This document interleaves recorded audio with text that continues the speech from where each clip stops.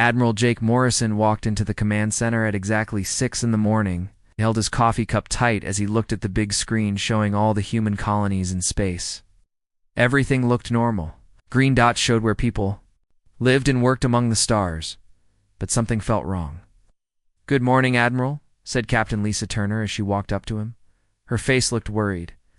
"We still haven't heard from New Eden Colony. It's been 3 days now," Jake put down his coffee and stared at the screen. New Eden was one of their best colonies. 12 million people lived there. They grew food for 3 other star systems. The colony always sent reports every day. They never missed a day. Never. "What was their last message?" Jake asked. Lisa touched her computer pad and brought up the recording. A man's voice came through the speakers. "This is Colony Control on New Eden. All systems normal.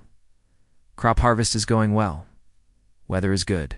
Population count is stable at 12,200,000.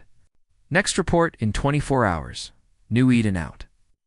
The message had come in exactly 72 hours ago. Nothing? Since then, Jake rubbed his chin. "Send a message to them right now. It's the emergency channel." Lisa nodded and typed quickly. Her fingers moved fast across the keyboard. After a few minutes, she looked up. "No answer, sir. The signal is going through, but nobody is responding." "What about the automatic systems?" "Every colony has backup computers that send signals even if the people can't. That's the strange part," Lisa said. "Those systems are quiet too. Everything is just silent." Jake felt a cold feeling in his stomach. In 20 years of service, he had never seen a whole colony go completely quiet. There were always accidents, storms, or equipment problems. Oh, the automatic systems always worked. They were built to work even if the whole colony was destroyed. Lieutenant Danny Brooks ran over to them. He was young and usually smiled a lot. Today he looked scared. "Admiral, I just got word from the scout ships. The Nighthawk is 3 hours away from New Eden. Commander Paul Richards is in charge." "Good. Tell him to be careful. Something is very wrong here." Danny nodded and ran back to his station. Jake watched him go. The boy was only 22 years old. He had never seen real trouble before. Jake hoped he never would. 2 hours passed. Slowly, Jake drank 3 more cups of coffee. Lisa checked the computers over and over. Danny sent messages to other ships in the area. Everyone in the command center was quiet. They all felt that something terrible had happened. At 8:30, the first message came from the Nighthawk. "Command, this is Richards. We are at the edge of the New Eden system. Long-range sensors show something is very wrong. I'm seeing large amounts of metal debris in space. Also seeing strange energy readings. We are moving closer to investigate." Jake picked up the communication device. "Richards, this is Morrison. Be very careful. Don't take any risks. We need to know what happened, but I need you and your crew alive." "Understood, Admiral. We're using full stealth mode. If anyone is still out there, they won't see us coming." Jake put down the device and looked at the big screen. The green dot that showed New Eden was still there, but now it felt like looking at a grave marker. An hour later, Richard sent another message. His voice sounded different. "Quieter, Admiral. We're close enough to see the planet now. Sir, I think you need to see this for yourself. I'm sending visual data now." The big screen changed. Instead of the beautiful green and blue planet that New Eden used to be, Jake saw something horrible. The planet was brown and black. Huge dark spots covered the surface where cities used to be. The oceans looked dirty and gray. Smoke was still rising from some areas. "My God," Lisa whispered beside him. Jake couldn't speak. He had seen war before. He had seen planets bombed and cities destroyed. But this was different. This looked like someone had tried to kill every living thing on the planet. "Richards, what about the orbital stations?" Jake finally asked. "They're gone, sir. Completely destroyed. I can see pieces of them floating in space. The space elevator is cut in half. The mining platforms are just twisted metal now." Dr. Helen Cross came running into the command center. She was the chief scientist for the space. "Fleet Admiral, I heard about New Eden. Do we have any samples of whatever did this?" "Richards, did you hear that? Can you get close enough to collect some debris?" "Already on it, sir. We're bringing in pieces of the destroyed stations. Also got some atmospheric samples from the planet. But sir, there's something else. The energy readings I mentioned earlier, they don't match anything in our databases. This wasn't done with human weapons. Jake felt the cold feeling in his stomach get worse. What do you mean? The blast patterns, the metal damage, the energy signatures, none of it matches human technology. Someone else did this. Someone we've never met before. The command center became very quiet. Everyone stopped what they were doing and looked at. Jake, in all of human history, they had never found another intelligent species. They'd always wondered if they were alone in the universe. Now they had their answer. And that answer had killed 12 million people. Richards, I want you to do a complete scan of the system. Look for any signs of whoever did this, but stay hidden. If they're still around, don't let them see you. Yes, sir. Beginning full system scan now. Jake turned to Lisa. Send a message. To Earth. Tell them we have a situation. Tell them New Eden is gone. All of it. Lisa's face was pale. What should I say about who did it? Tell them we don't know yet. But tell them it wasn't us. Dr. Cross came over with her computer pad. Admiral, I've been looking at the preliminary data from the Nighthawk. The energy patterns suggest weapons far more advanced than anything we have. The attackers used some kind of molecular destruction technology? They didn't just blow things up. They broke everything down at the atomic level. How long would that take for a whole planet? With the technology we're seeing evidence of, maybe 6 to 8 hours? They took their time. This wasn't a quick attack. They wanted to make sure nothing survived. Jake closed his eyes. 12 million people. Farmers, teachers, children, doctors, engineers, all gone. And whoever did it had taken their time to make sure every single person was dead. Admiral Danny called out from his station, getting another message from the Nighthawk. Put it through. Richard's voice came through the speakers again. Sir, I found something. There are trail markers in space. Energy particles that were left behind by the ships that did this. You can follow them. How far do they go? The trail leads out of the system toward the galactic edge. Whoever did this came from deep space and went back the same way. But sir, based on the particle density, I estimate they had at least 200 ships. This was a full invasion fleet. Jake opened his eyes and looked at the screen showing the destroyed planet. 200 ships to kill farmers and children. This wasn't just an attack. This was a message. Someone out there in the dark between the stars wanted humanity to know they existed. And they wanted humanity to know they were willing to commit genocide to make their point. Richards, mark that trail. Upload all your data to the main computer. Then get back here as fast as you can. Yes, sir? We'll be home in 2 days. Jake turned to face everyone in the command center. I want all department heads in the briefing room in 1 hour. We need to figure out what we're going to do about this. As people started moving to carry out his orders, Jake looked one more time at the screen showing New Eden. The planet where children used to play was now a dead rock. Someone out there thought they could murder humans and just fly away. They were about to learn how wrong they were. President Karen Walsh sat at her desk in the White House, looking at the reports from Admiral Morrison. She had read them 3 times already. 12 million people dead. Entire planet destroyed. An alien race that had introduced itself through genocide. She picked up her phone and called her secretary. Give me the Terran Council. Emergency session. I want every representative here within 6 hours. Yes, Madam President. Should I tell them what this is about? Tell them humanity just lost its innocence. Within hours, ships from every human world were racing toward Earth. The great assembly hall that usually hosted peaceful debates about trade and colony rights was about to become a war room. General Rick Stone was the first to arrive, commanded all the Terran Marines, and had fought in every major conflict for the past 15 years. But he had never seen anything like the images from New Eden. Madame President, he said as he walked into her office. I've looked at the data from the Nighthawk. This wasn't just an attack. This was extermination. They wanted to erase every trace of human life from that planet. Karen nodded. What's our military assessment? Based on the debris patterns and weapon signatures, we estimate they used at least 200 ships. Their technology is more advanced than ours, but not impossibly. So, The real problem is we don't know where they came from, or if they're planning more attacks. Dr. Kevin West knocked on the door and entered. He was the head of the Xenological Studies Department, a job that had been mostly theoretical until now. Madam President, we've been analyzing the energy signatures. We're calling them the HFY, based on the quantum resonance patterns in their weapons. What can you tell us about them? Not much. Their technology suggests a highly advanced civilization. The fact that they attacked without any attempt at communication suggests they view us as a threat to be eliminated rather than a species to negotiate with. Karen stood up and walked to the window.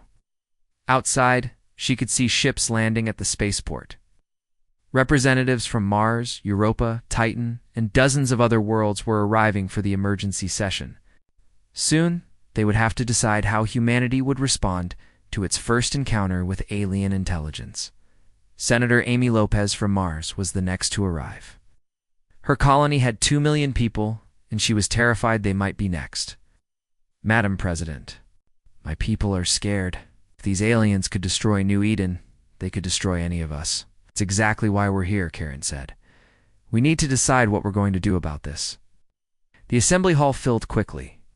400 representatives from every human settlement in known space took their seats. The room was quieter than Karen had ever seen it. Everyone knew they were about to make decisions that would change human history forever. Karen walked to the podium at the front of the hall. Behind her was a large screen showing the last images of New Eden before it went silent.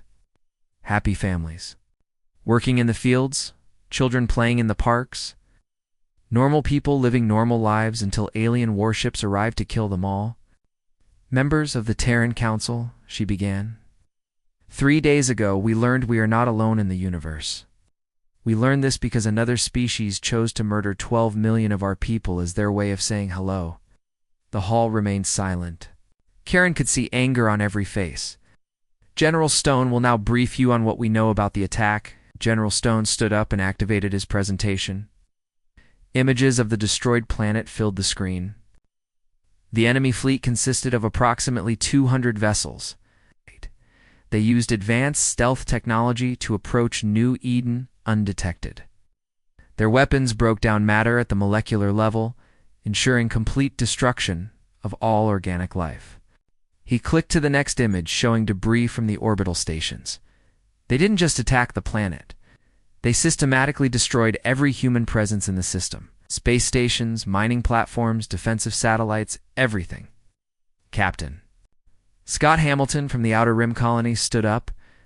General, do we know if they're planning to attack other worlds? We have to assume they are. The energy trail from their ships leads back toward the galactic edge. They came from deep space, which means they have the technology for long-range operations. They could hit any of our colonies. Senator Lopez spoke next. What are our options? Can we negotiate with them? Dr. West shook his head. Senator, they made no attempt to communicate before the attack.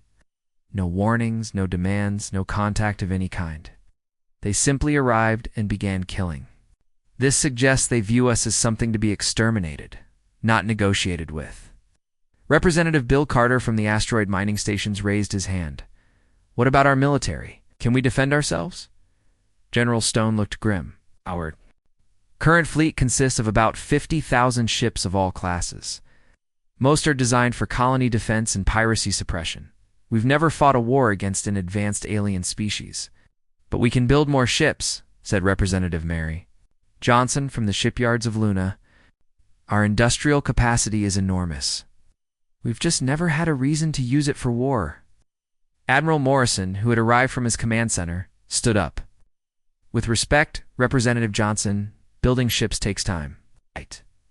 These aliens could attack another colony tomorrow. We need to be ready to respond immediately. Karen watched the debate continue for an hour.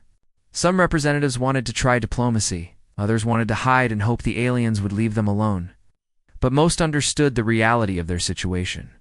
The HFY had declared war on humanity the moment they destroyed New Eden. Finally, Karen called for silence.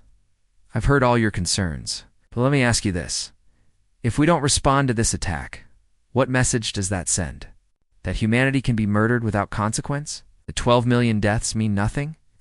Representative Tom Baker from Earth's moon colony stood up. Madam President, what exactly are you proposing? I'm proposing we make it clear to every species in the galaxy that attacking humans has consequences. I'm proposing we find these Kethver and make them pay for what they did to New Eden. You're talking about war, said Senator Lopez. No, Karen replied. I'm talking about justice. The Kethver started this war when they murdered our people. We're just going to finish it. General Stone activated another display. If we're going to do this, we need to do it right. I'm recommending Operation Righteous Fury, a complete military mobilization.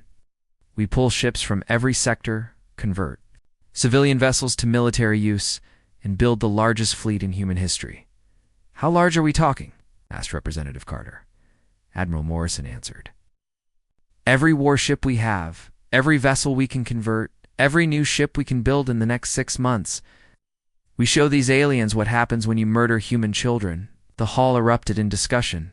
The number was staggering. Humanity had never assembled a fleet 1/10 that size. But the representatives understood what they were facing. This wasn't just about revenge. This was about survival. Representative Johnson from Luna stood up. Admiral, can we actually build that many ships? Ma'am, we've been spreading across the galaxy for 2 centuries. Every system has shipyards. Every colony has industrial capacity.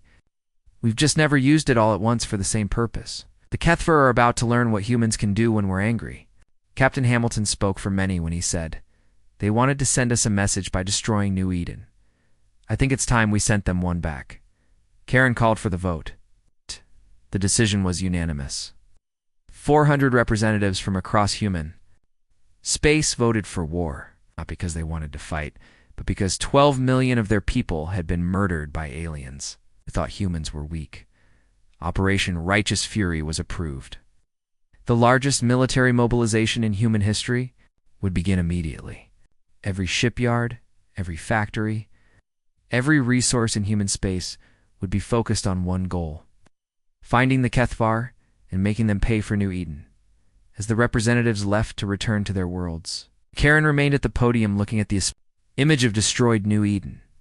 Soon the aliens who had done this would learn that humanity remembered its dead, and humanity never forgave genocide. Admiral Jake Morrison stood on the observation deck of Luna Station watching the largest construction project in human history. Ships were being built everywhere he looked. The space around Earth's moon was filled with sparks from welding torches and the glow of fusion drives being tested. It's incredible, said Commander Betty Shaw as she joined him at the window. She was in charge of getting supplies to all the shipyards across human space. 6 weeks ago, most of these yards were building cargo ships and mining vessels. Look at them, Jake nodded. Every dock was building warships. The Hammer-class destroyers were coming off the production lines faster than they could be crewed. The new Vengeance-class battleships were taking shape in the heavy construction bays. And in the deepest part of the yards, something much larger was being built. How are we doing on the timeline? Jake asked. Betty checked her tablet. Than expected, the outer colonies are exceeding their quotas. Mars is producing ships 20% faster than planned. The asteroid mining stations have converted their entire operations to military production. We're actually ahead of schedule. Jake was amazed by how fast humanity had responded. When President Walsh announced Operation Righteous Fury, every human settlement had volunteered to help. Farmers sent food. Miners sent metal. Factory workers switched to building weapons. Everyone wanted to do something for New Eden. What about crew training? Jake asked. That's our biggest challenge, Betty admitted. We can build ships faster than we can train people to operate them. Captain Tony Martinez is running the accelerated training program at the Academy. It's got 30,000 new officers going through basic command courses. Jake remembered Martinez from the border wars. He was a good officer who understood that desperate times required desperate measures. A training that usually took 2 years was being compressed into 6 months. Wasn't ideal, but these weren't ideal times. A communication alert sounded. Admiral Morrison to the command center, came the announcement. Jake and Betty walked quickly through the station corridors. Luna Station had become the center of the military buildup. Every decision about ship construction, crew assignment, and resource allocation was made here in the command center. Captain Julie Adams was waiting with a report. She commanded one of the new Vengeance-class battleships and had been testing its systems. "Admiral, we just finished the weapons trials on the Retribution. The new quantum torpedoes are performing better than expected." Jake looked at the test. Results on the screen. The quantum torpedoes were humanity's answer to the Kethfer molecular weapons. If the aliens could break down matter at the atomic level, humans would do it better. "What's the destructive capability?" Jake asked. "Each torpedo can destabilize matter in a 3-kilometer radius. Full salvo from one battleship could destroy a city. We're putting 50 launchers on each Vengeance-class ship." Chief Engineer Bob Taylor entered the command center looking tired but excited. He had been working 20-hour days to develop new weapons systems. "Admiral, I need to show you something. We finished the first Omega Protocol ship." Jake felt a chill. The Omega Protocol was humanity's ultimate weapon system. 12 massive ships designed to carry weapons that could destroy entire star systems. They were meant to be humanity's last resort if Earth itself was threatened. They were being prepared for offensive operations. "Show me," Jake said. Bob led them to a secure briefing room and activated a holographic display. The ship that appeared was enormous, 5 kilometers long and bristling with weapon systems that most humans didn't even know existed. "The Apocalypse is the first of the Omega-class dreadnoughts," Bob explained. "It carries planet-killer weapons, Star Destroyer missiles, and something we're calling the System Cleanser. That last one can sterilize every planet in a solar system simultaneously." Jake stared at the hologram. Humans had built weapons of mass destruction before, but nothing like this. These ships were designed to end civilizations. "How many are we building?" Jake asked. 12 total. Admiral Susan Clark will command the Omega Squadron. She's the only officer with experience in theoretical extinction warfare. Jake knew Clark's reputation. She was brilliant, ruthless, and completely dedicated to protecting humanity. If anyone could be trusted with weapons that could end worlds, it was her. Betty's tablet chimed with an urgent message. "Admiral, I'm getting reports from across the fleet. The mobilization is accelerating. We have confirmed production of 600,000 ships, with another 100,000 in final assembly." The numbers were staggering. Jake had commanded fleets before, but never anything close to this size. 700,000 warships was more than the total number of vessels in human space just 6 months ago. "What about the converted civilian ships?" Jake asked. Captain Adams answered.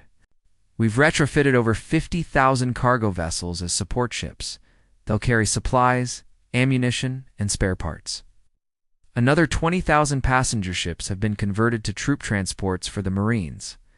General Rick Stone entered the briefing room with a group of Marine officers. "Admiral, I need to brief you on the ground assault plans. If we find the Kethfer homeworld, we want to be ready for surface operations."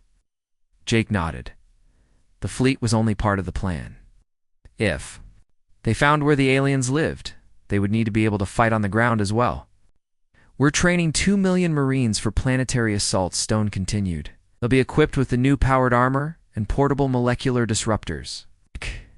If the Kethfer want to fight on the surface, we'll be ready." Bob activated another display showing the new Marine equipment.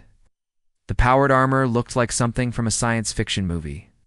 Each suit could survive in space, underwater, or in toxic atmospheres. The molecular disruptors were handheld versions of the weapons that had destroyed New Eden. "The armor is resistant to energy weapons and can enhance human strength by a factor of 10, Bob explained. "Each Marine will be able to fight like a small tank." Jake looked around the room at all the officers and engineers. 6 weeks ago, they had been managing peaceful exploration and colony development. Now they were planning the largest military operation in human history. "What's the status of the alien technology research?" Jake asked. Dr. Helen Cross entered the briefing room as if summoned by his question. She had been studying the debris recovered from New Eden. "Admiral, we've learned a lot from the Kethfer weapon residue. Their technology is advanced, but not magical. We can defend against it, and we can duplicate it." She activated a display showing molecular diagrams. We've developed shields that can resist their disintegrator weapons. Not perfectly, but enough to give our ships a fighting chance. More importantly, we've figured out how their stealth systems work. Can we detect them now? Jake asked. Better than that, we can track them. The quantum sensors we're installing on the scout ships can follow their energy trails across dozens of light years. When we find them, they won't be able to hide. Commander Shaw checked her tablet again. Admiral, I'm getting confirmation from the Outer Rim, Frontier Yards. Have completed their first squadron of deep space interceptors. Captain Roy Peterson is taking them out on patrol to look for more Kethra activity. Jake walked back to the observation window. The construction had increased even since he had been in the briefing. Welding sparks lit up the darkness like stars. New ships were taking shape every hour. Humanity was transforming itself from a peaceful species into a war machine. They made one mistake, Jake said quietly. What's that, sir? Betty asked. They left one of us alive to tell the story. If they had been smart, they would have killed every human in the galaxy at the same time. Now they're going to learn what 700,000 angry warships can do. The fleet was almost ready. Soon humanity would take its revenge to the stars. Captain Roy Peterson floated in the pilot seat of his modified scout ship, the Hunter, staring at the readings on his screen. For 3 weeks, he had been following the faint energy trail left by the alien ships that destroyed New Eden. The trail was getting stronger. Hunter Control, this is Peterson. I'm picking up increased particle density. The Kethra fleet definitely came this way. Back at Luna Station, Admiral Morrison listened to the report. The hunt for the aliens had become the biggest search operation in human history. Hundreds of scout ships were spread across 1,000 light-years of space, following every trace of the enemy. How fresh is the trail, Captain? Morrison asked. On particle decay, I'd say they passed through this system about 2 months ago. They were moving fast, but they left plenty of evidence behind. Lieutenant Claire Morgan sat at her computer station on Luna, analyzing every piece of data the scouts sent back. She was young but brilliant, and she had discovered something important in the quantum patterns left by alien ships. Admiral, she called out, I think I found something. The energy signature from the Kethra ships has a unique quantum resonance. It's like a fingerprint, and I'm detecting a matching signature from a system 47 light-years from here. Morrison walked over to her station. Explain that. Claire brought up a star map on her screen. Look at this. The particle trail Captain Peterson is following leads toward this system here. But the quantum resonance data suggests the aliens have been in that system recently. Very recently. How recently? Within the last week. Admiral, I think we found where they live. Morrison felt his heart beat faster. After weeks of searching, they might have finally found the Kethra homeworld. What can you tell me about the system? Major Frank Powell, the intelligence officer, pulled up the system data. It's called Target Alpha until we know more. 3 planets in the habitable zone. Long-range sensors show massive energy signatures. Cities, orbital stations, industrial facilities. This isn't just a military outpost. This looks like the center of their civilization. Morrison studied the information. The system showed all the signs of an advanced alien empire. Billions of people living on multiple worlds. Huge space stations orbiting their planets. Military bases scattered throughout the system. What about defenses? Morrison asked. Extensive. We're detecting automated weapon platforms, patrol fleets, and what looks like a major naval base on the outermost planet. They've built their defenses to stop invasions. Morrison smiled grimly. Too bad for them. We're not planning an invasion. We're planning an extermination. Captain Peterson's voice came through the communication system again. Admiral, you need to see this?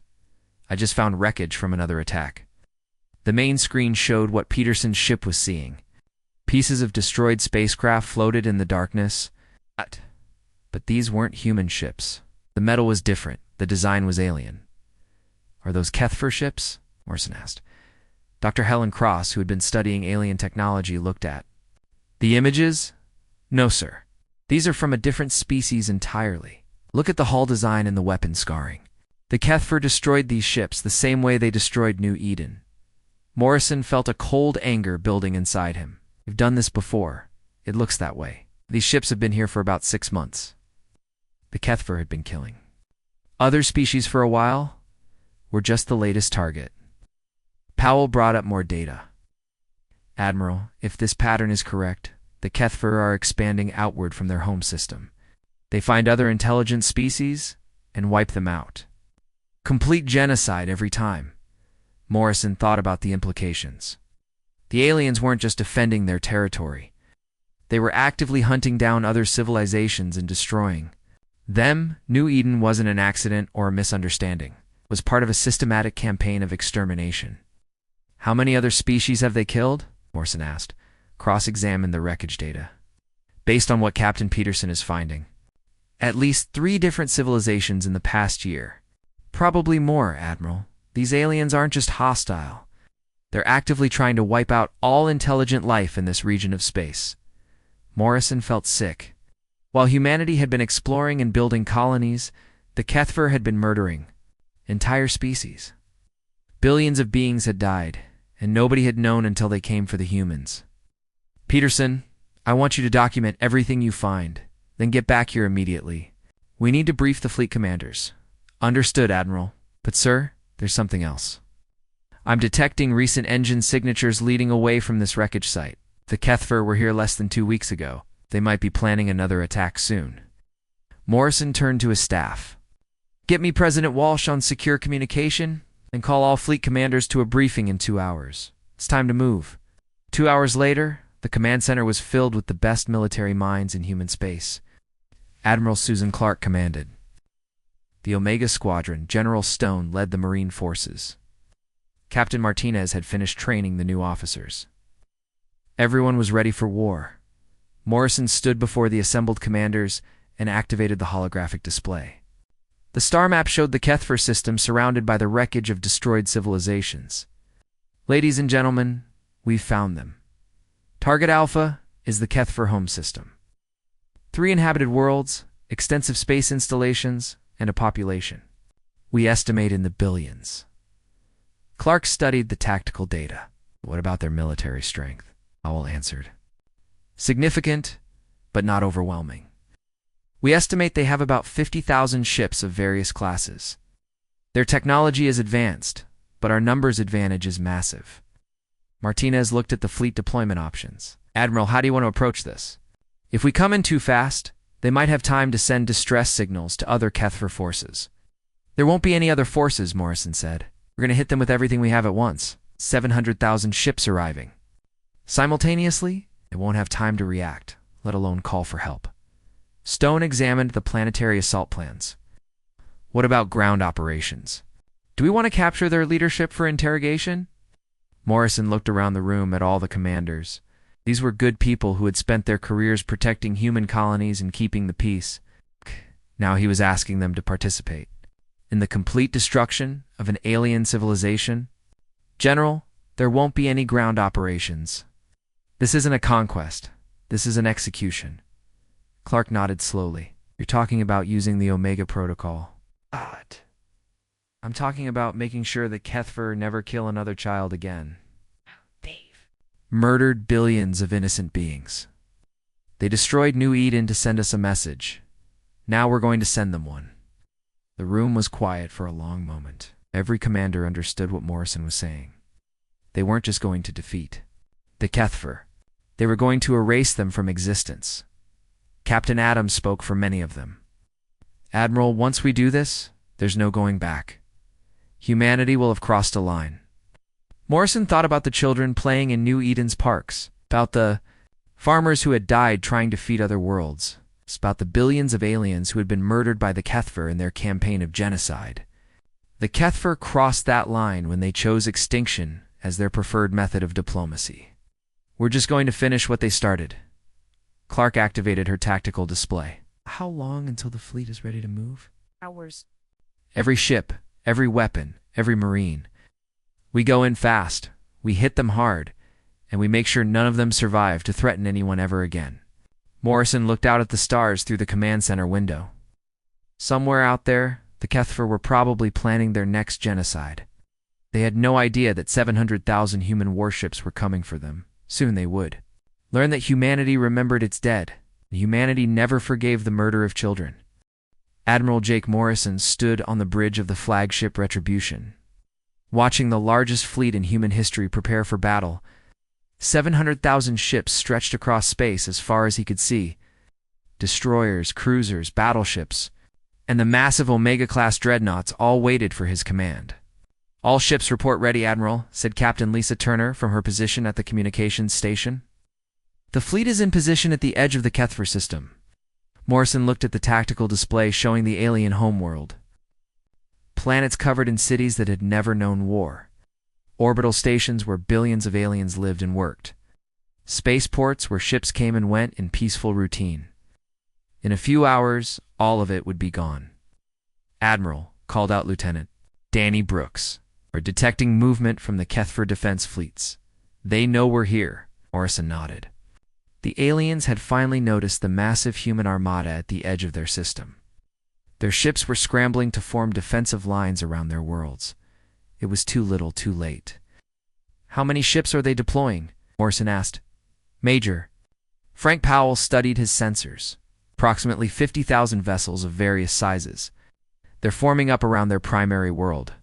It looks like they're trying to protect their main population center."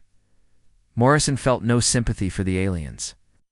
They had chosen to make genocide their method of first contact. Now they would learn what genocide really looked like when humans did it properly. "All ships?" "This is Admiral Morrison. In 60 seconds, we begin Operation Righteous Fury. Remember New Eden. Remember the 12 million humans who died at alien hands. Today we make sure no one else suffers the same fate. Captain." Nick Turner commanded the first wave of attack ships. His voice came through the communication system. "Admiral, first attack squadron is ready.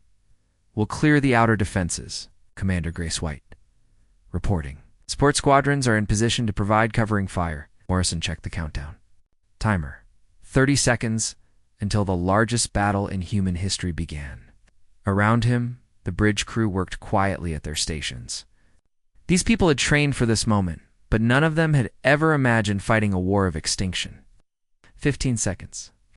Turner announced. Morrison thought about the children who had died on New Eden, about the families who had been murdered, while they slept, about the other alien species the Kethver had exterminated before turning their weapons on humanity. 10 seconds. The tactical display showed the Kethver ships moving to intercept the human fleet. They were brave, Morrison had to admit. They knew they were outnumbered 14-1, but they were still willing to fight for their homeworld. 5 seconds. Morrison opened the fleet-wide communication channel. "All ships, you are authorized to fire. Show them what happens when you murder human children." The space around the Kethver system erupted in light. 700,000 human ships opened fire simultaneously. Energy beams, missile salvos, and quantum torpedoes filled the darkness between the stars. The alien defense fleet disappeared in the first 30 seconds of the battle. "Direct hit on their orbital defense platforms," reported Captain Adams from her battleship. "Enemy resistance is collapsing across all sectors." Morrison watched the tactical display as human ships swept through the system like a tide of destruction. The Kethver had built their defenses to stop invasions, not to resist the focused anger of an entire species. Admiral called Commander White. "The aliens are trying to surrender, receiving communication signals on multiple frequencies." Morrison had expected this. The Kethver were discovering what every genocidal species learned eventually. It was easier to start a war of extermination than to stop one. "Put their transmission on the main screen," Morrison ordered. The holographic display showed a Kethver commander. The alien looked like a cross between a lizard and an insect, with multiple arms and compound eyes. When it spoke, the computer translated its words into English. "Human fleet, this is Defense Commander Zethkal. We request immediate ceasefire. We are willing to negotiate territorial boundaries and compensation for your losses." Morrison looked at the alien for a long moment. The creature was offering to negotiate after murdering 12 million humans and destroying entire civilizations. It still didn't understand what it was facing. "Open a channel," Morrison told Turner. The alien commander appeared to be relieved that the humans were willing to talk. Its compound eyes reflected what might have been hope. Morrison spoke slowly and clearly. Commander Zethkal, my name is Admiral Jake Morrison of the Terran Defense Force. You destroyed New Eden Colony. 12 million humans died by your hand, including children. You chose genocide as your introduction to our species. The alien's translator worked for a moment before responding. Admiral Morrison, that action was a defensive measure. Your species was expanding into our territorial space. We were protecting our sovereignty. Morrison felt his anger growing. Even now, facing extinction, the alien was trying to justify the murder of children. You didn't attack our military. You didn't destroy our ships or fortifications. You murdered farmers, teachers, and children while they slept. We regret the necessity of that action, the alien replied. But we are willing to discuss compensation and territorial agreements to prevent further conflict. Morrison looked around his bridge at the faces of his crew. They had all lost friends on New Eden. They had all seen the images of the destroyed planet where children used to play. Commander Zethkal, let me tell you about human territorial agreements. When you murder our children, our territory becomes everywhere you exist. The alien seemed confused by the translation. Admiral, surely we can reach a diplomatic solution. We are prepared to offer significant concessions. Morrison turned to Admiral Clark, who commanded the Omega Squadron. Admiral Clark, you were authorized to execute the Omega Protocol? Clark nodded grimly. Understood, Admiral. All Omega ships, you are cleared to fire. The alien commander must have detected the energy buildup from the massive human dreadnoughts. Its compound eyes widened in what looked like terror. Admiral Morrison, what are you doing? You're trying to negotiate. No, Morrison replied. You're trying to survive? It's like the children on New Eden tried to survive when your ships arrived. The difference is, we're going to succeed where they failed. The Omega Protocol weapons fired. 12 massive energy beams reached across space toward the Kethfer worlds. These weren't just planet killers. They were civilization enders, designed to sterilize entire star systems. The first beam hit the primary Kethfer world. The planet's surface began to glow as the weapon broke down matter at the quantum level. Cities that had stood for thousands of years crumbled to dust in seconds. Billions of aliens died so quickly they never knew what happened. Target destroyed, reported Captain Tony Martinez from the second Omega ship, moving to secondary targets. Morrison watched as the other Kethfer worlds suffered the same fate. Orbital stations broke apart and fell into their planet's atmospheres like burning stars. Spaceports that had welcomed traders from across the galaxy became expanding clouds of debris.